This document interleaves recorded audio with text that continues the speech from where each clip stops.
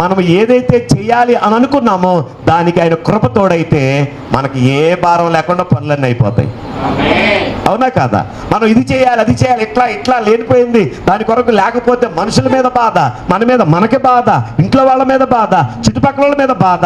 అదే కనుక దేవుని సన్నిధిలో మౌనంగా, ప్రభా నువ్వు చేయు కార్యం కొరకు నేను కనిపెడుతున్నానయ్యా, నీ కృప లేకుండా, నీ అభిషేకం లేకుండా, నీ సన్నిధి లేకుండా నా జీవితంలో ఏం జరగదు ప్రభా, నువ్వు జరిగించే కార్యముల కొరకు నేను ఎదురు చూస్తున్నానయ్యా అన్నప్పుడు దేవుడు అద్భుతంగా తన సహాయాన్ని, తన కృపను, తన కార్యములను మన జీవితంలో అంతకంతకి జరిగిస్తాడు. ఒకసారి బిగ్గరగా చెప్పడం చెబుదామా? హల్లెలూయా, హల్లెలూయా.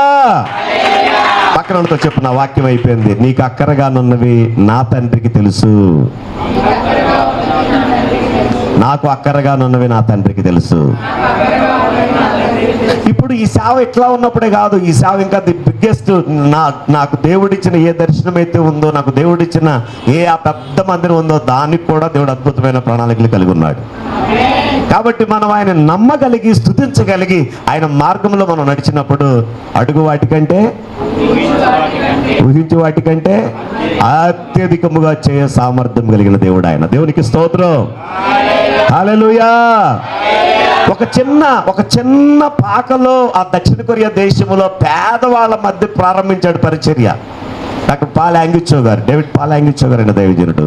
కానీ క్రమక్రమంగా ప్రపంచములోనే పెద్ద చర్చి, ప్రపంచములోనే గొప్ప దైవజనుడుగా ఆ గొప్ప దేవుడు చేసి ఉండలేదా?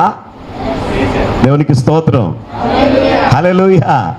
మనం వింటుంది కథలు కాదు, మనం వింటుంది స్టోరీలు కాదు, మనం వింటుంది జీవితాలలో దేవుడు చేసిన మార్పులు, జీవితంలో దేవుడు చేసిన గొప్ప కార్యాలు. ఎవరైతే ఆయన నమ్మిక ఉంచగలుగుతారో, ఆయన అంటాడు, నమ్మటం నీ వలనైతే నువ్వు ఏమి నమ్మగలుగుతావు. నీ నమ్మకము అది వాక్యానుసారమైనది, నీ నమ్మకము విశ్వాస సంబంధమైనది, నీ విశ్వాసము దేవుణ్ణి మెప్పించేదైతే ఆయన నీ తట్టే తిరుగుతాడు. దేవునికి స్తోత్రం. విశ్వాసము దేవుణ్ణి మన తట్టు చూసేలాగా చేస్తుంది. యేసుతో కలిసి చాలా మంది వెళ్తూ ఉన్నారు, శిష్యులు, జనసమూహం అంతా వెళ్తూ ఉన్నారు. ఎవరేం పొందుకోలా, ఇవి మాత్రం ఎక్కడి నుంచో వచ్చింది, వెనక నుంచి వచ్చింది, ముందు నుంచి కూడా రాలా. సాధారణంగా ఎవరి దగ్గరైనా అవస్థత తీరాలి లేదా వాళ్ళ దగ్గర నుంచి మనం ఏమన్నా పొందుకోవాలని వెళ్తాం, ఎదురుగా వెళ్ళి అయ్యా నాకు ఇది సహాయం చేయవా అంటాం. కానీ ఆమె సహాయము, ఆమె కోరే సహాయం కూడా ఇతరులకు తెలియనంత భయంకరమైన పరిస్థితి.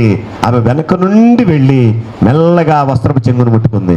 అక్కడ అంతమంది ఉన్నారు కానీ వాళ్ళ వైపు యేసు చూడలేదు. కానీ ప్రత్యేకంగా అడిగారు. ఎందుకు అడిగాడంటే విశ్వాసముతో ముట్టుకున్నాను ఒక ఆమె ఉంది కాబట్టి ఆమెలో ఉన్న విశ్వాసము యేసును ఆమె తట్టు ఆకర్షించింది. హల్లెలూయా. నా విశ్వాసము నా దేవుణ్ణి నా వైపు చూచేలాగా చేస్తుంది.